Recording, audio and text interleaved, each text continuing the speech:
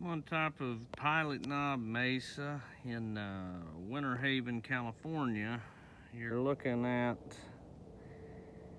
the border wall right there, and obviously that would be Mexico right behind it.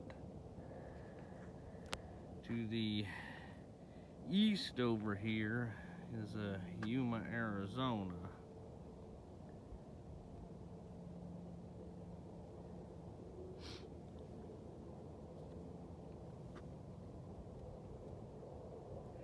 You're looking at Interstate 8 right there. And as we get out to the west here, those are the Imperial sand dunes. A lot of movies have been filmed there, or scenes from movies.